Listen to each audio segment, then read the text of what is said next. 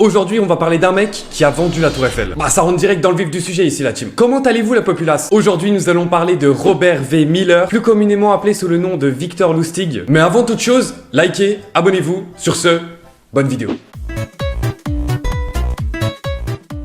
Alors Victor Lustig, il est né le 4 janvier 1890 dans une famille modeste en République tchèque. En vrai, c'est assez difficile de trouver des détails sur son enfance puisque c'est quelqu'un qui a menti sur toute sa vie. Il y a beaucoup de choses contradictoires. Tout ce que l'on sait, c'est que c'était un élève brillant mais très perturbateur à l'école et il a manifesté très tôt une habilité pour les langues et surtout pour la manipulation. C'est donc lorsqu'il est rentré au lycée qu'il a développé une passion pour les paris et les jeux de cartes. Et là, je peux vous dire, il a bien perfectionné son art de la tromperie. Après ses études, Lustig, il a vraiment voyagé autour du monde, notamment en Europe et en Amérique du Nord. Et c'est là qu'il a commencé à se faire un petit nom dans le monde de l'escroquerie, notamment en se faisant passer pour un noble ou même un homme d'affaires. Et en fait, c'est là que Lustig il s'est dit, mais en fait, mon charisme il est si incroyable que tout le monde croit à mes histoires. J'ai un QI de 300, je dois faire quelque chose avec ça. Alors la première escroquerie notable de Lustig, c'est lors de croisières sur des luxueux paquebots. Donc autant vous dire que là, il y avait vraiment des mecs super riches. Et là, qu'est-ce qu'il a fait? Il s'est fait passer pour un aristocrate. Parce que oui, il est vraiment très charismatique. Il a clairement l'image du gentleman. Donc forcément, ça aspire la confiance. Sa première escroquerie du coup, ce fut de convaincre ses nouveaux amis du coup très riches d'investir dans des entreprises à lui qui sont fictives. Et lorsqu'ils ont investi,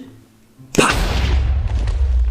Et ce qui était très dangereux chez lui, c'est qu'il avait une capacité à improviser et surtout qu'il arrivait à déceler la faiblesse des gens en quelques instants. Et donc c'est ainsi que son personnage de gentleman escroc est né. Toujours bien habillé, poli et incroyablement convaincant. Ses premières escroqueries du coup, elles étaient très petites, mais tout ça lui a permis de développer son art pour se retrouver en 1925 et vendre la Tour Eiffel. À cette époque-là, Paris sortait tout juste de la Première Guerre mondiale et se préparait pour l'exposition internationale des arts décoratifs et industriels modernes cette même année. Mais à cette époque-là, il y avait aussi des rumeurs qui circulaient, qui disaient que la Tour Eiffel allait peut-être être démantelée parce que son entretien était devenu beaucoup trop coûteux. Parce que oui, de base, si vous ne le saviez pas, la Tour Eiffel c'était une structure temporaire pour l'exposition universelle en 1989 et ça devait être détruit 20 ans après. Sauf que à cause de la guerre, ou même je dirais grâce à la guerre, la Tour Eiffel est restée parce qu'elle était utilisée comme radio. Donc tout ce contexte en fait, ça rajoutait clairement de la crédibilité à l'histoire de Lustig. Et donc Lustig, il y est pas allé de main morte. Il a créé des documents officiels du gouvernement français et il a envoyé des invitations à plusieurs ferrailleurs de Paris. Et donc évidemment dans cette lettre, il explique que cette vente doit rester secrète pour éviter un brouhaha public. Et Lustig là, le rendez-vous qu'il leur a donné, c'est pas dans un petit truc miteux, hein. Il a été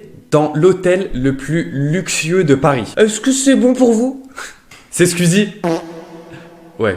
Et donc tout ça, clairement, c'était pas anodin. C'était pour donner un sentiment de confiance, montrer que c'était pas personne, quoi. C'est quelqu'un, le Lustig. Et donc, lors de cette réunion, il présenta de faux documents officiels, ainsi que des plans techniques de la Tour Eiffel. Et là, les ferrailleurs étaient d'office encore plus convaincus. Donc il expliqua comment le projet serait clairement mené. Et comme je vous l'ai dit, il avait dit que tout ça devait rester privé. Il se sentait assez spécial. Vous voyez ce que je veux dire? Parce qu'un haut dirigeant avait pensé à lui pour démanteler la Tour Eiffel. Encore une petite technique de manipulation de notre petit genou là. Et Victor Lustig, pendant cette réunion, il y a un ferrailleur en particulier qui a piqué son attention. C'est donc André Poisson. Et Lustig, il identifia Poisson comme la cible la plus probable à tomber dans le panneau. Alors il se lança. Lustig, il proposa à Poisson de signer le plus vite possible. Et là, Poisson, il était aux anges. Parce que lui, il voulait se faire un nom dans le milieu des affaires parisiennes. Et donc Poisson, il accepta de payer plusieurs milliers de francs français. Il ira carrément faire un prêt à la banque pour obtenir les droits de démantèlement de la Tour Eiffel. Victor Lustig, après avoir empoché l'argent, quitta immédiatement Paris et se réfugia en Autriche. Et là, vous vous dites, mais Poisson, il va quand même porter plainte. Et non, parce que le petit Poisson, il était embarrassé par la situation. Et donc, il a jamais porté plainte. Il avait sûrement trop d'ego, il voulait pas qu'on le prenne pour un con, je pense. Mais donc ça, c'est profitable à Victor, qui reviendra plusieurs mois plus tard pour réitérer l'expérience. Cependant, une fois pas deux, la cible de Victor, elle est suspicieuse et elle prévient les autorités. Et de là, Victor, qu'est-ce qu'il fait?